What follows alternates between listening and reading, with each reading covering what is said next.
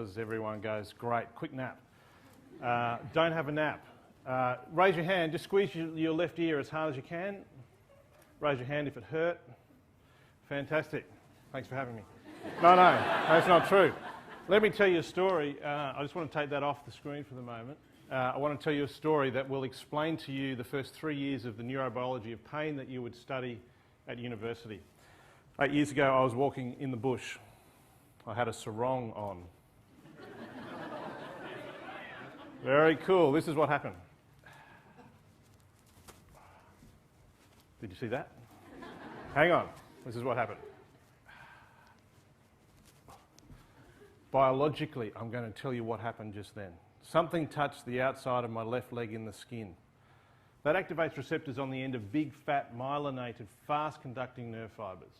And they stream straight up my leg, straight into my spinal cord, up to this part of my brain. And they say, you've just been touched on the outside of your left leg in the skin. Meanwhile, whatever it was is sufficiently intense to activate free nerve endings. We call them nociceptors. They're thin, unmyelinated, slow-conducting LADA neva. Someone knows what a LADA neva is. Nerve fibres. And that message travels up to my spinal cord, and it gets to my spinal cord, and that's as far as it goes. And it says to a fresh neuron in my spinal cord, you've just been, something dangerous has happened on the outside of your left leg in the skin, mate.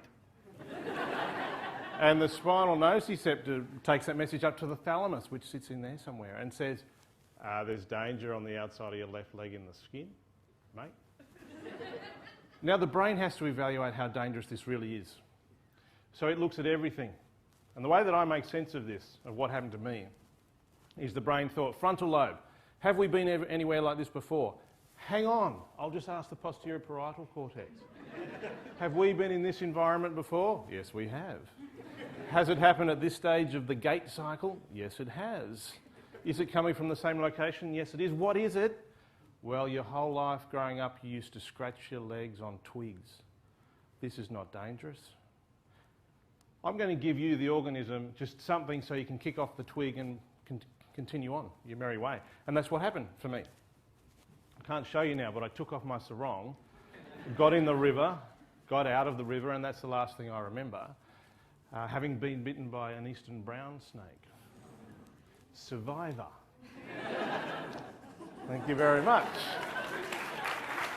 Now, for some reason, the eastern brown snake works by poisoning you, clearly, and one of the things that it does is activates nerve fibres. So actually, my brain would have got all these messages saying, danger, danger, danger, danger. And in its wisdom, it said, no, no, no, no. 6 months later, I'm walking in the bush with a boring talker. You know what a boring talker is? Those people, it doesn't matter what they say, it's boring. That's irrelevant, but we'll call her Naomi, because that is her name. Anyway, this is what happened, right? Oh, whoa! And I am in agony. I have got a white-hot poke of pain screaming up my leg. I'll tell you biologically what's happened. Something touched the outside of my left leg in the skin. That activates big, fat, myelinated nerve fibres, which send a message up to here. Just been touched on the outside of your left leg in the skin. It's sufficiently intense to activate these free nerve endings, danger receptors. Take the message to my spinal cord. Just been, something dangerous has happened on the outside of your left leg in the skin.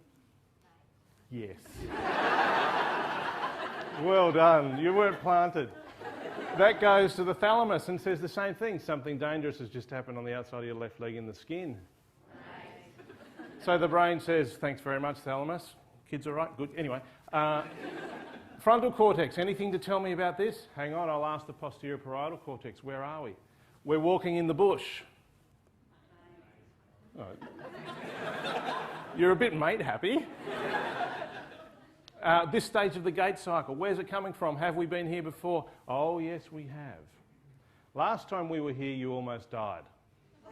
I'm going to make this hurt so much that you can do nothing else. And I was in absolute agony for what seemed like minutes, screaming pain, until one of my mates looked at my leg and there's a little scratch from a twig.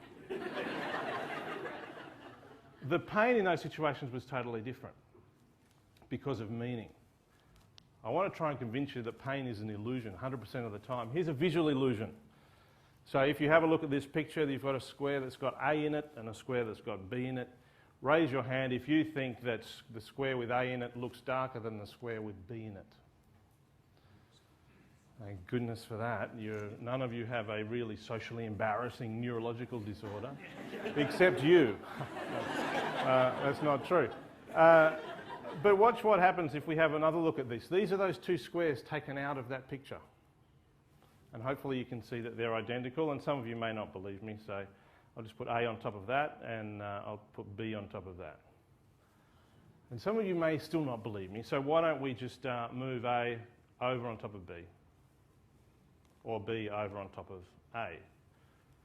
No matter how long you look at this, A will look darker than B, because your brain's doing some really groovy stuff, really quickly, outside of your awareness. Have a look at this. Turn your head on the side and have a look at the same picture. Nothing changes. Fantastic, 100% take. So what really happens here, exactly the same frequency is hitting your retina, and that sends a message to the back of the brain. And then all of this groovy stuff happens very quickly to ask the question, what does this really mean? What's biologically advantageous for me? And then you get a visual image. This is a visual illusion.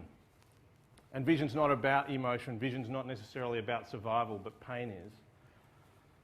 Now, some of you might not know if you're not medically trained, but what's happening at this guy's leg, right leg, that's not right. It's a dangerous situation, and that danger message arrives at the brain, and the brain has to ask exactly the same question. What does this mean? What should be done here? And hopefully, the orchestra in this person's brain will make your leg hurt.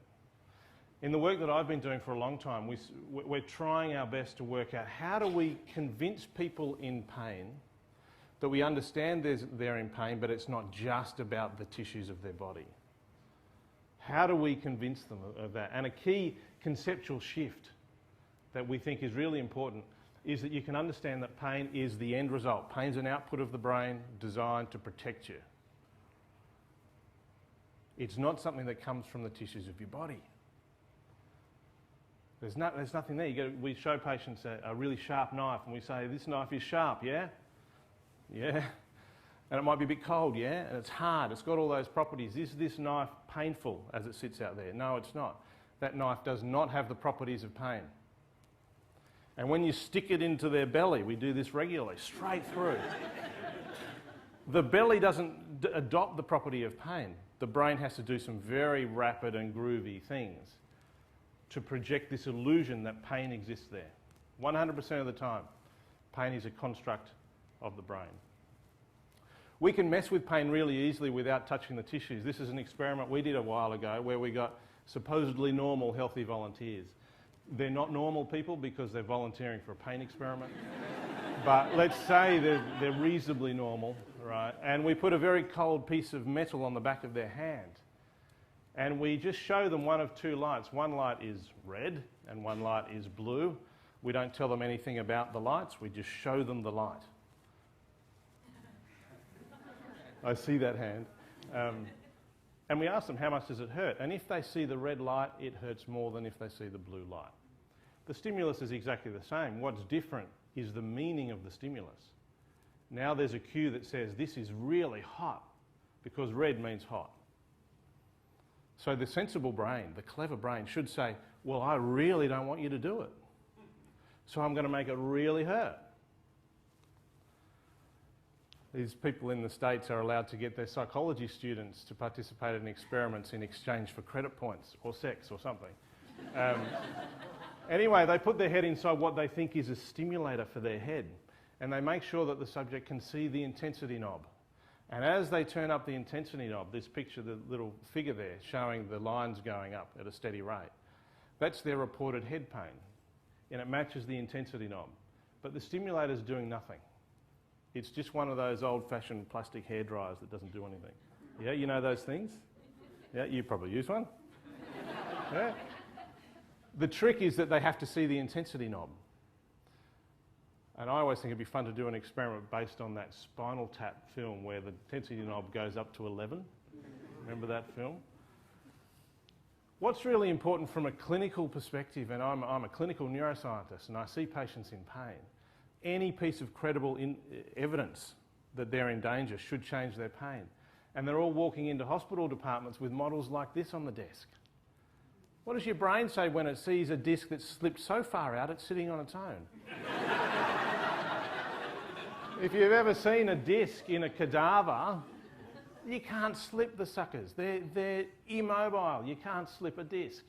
But that's our language, and it messes with your brain. It cannot not mess with your brain. We can even modulate the location of pain. We can do some groovy things. It's quite well established that referred pain gives you pain in an area of your body that might be physiologically normal. And most of you would have heard of referred pain. Bless you. We do experiments where we give you pain in an artificial limb. It's not even yours. This is Meng, who was a postdoc in my lab in Oxford in the UK, and we stole a prosthetic limb, which is a whole other story, which is really funny, but I won't tell it to you. And we can do this manipulation so that you start to feel like the plastic limb in front of you is yours. And we can make the rubber hand hurt. And we can bring in a knife and run the knife across the rubber hand, and you have your brain responses to protect that rubber hand. You're feeling pain in a lump of plastic, effectively. Here's a groovy experiment where we take two Microsoft clip art people and we put a webcam on the forehead of one of them and a set of virtual reality glasses on the other one.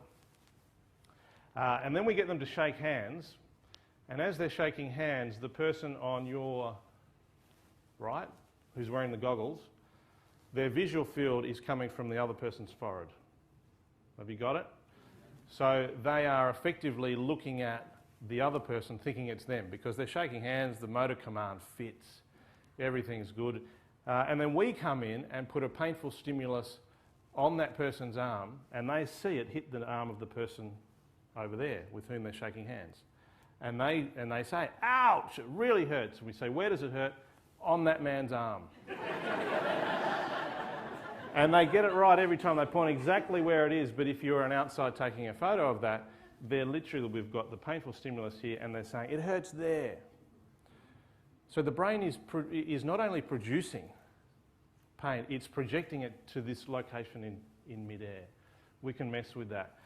This all becomes really important when pain persists, because two things happen when pain persists that make the life of someone in pain really difficult, that cost our country $40 billion a year, cost Australia more than cancer, cardiovascular disease and diabetes combined.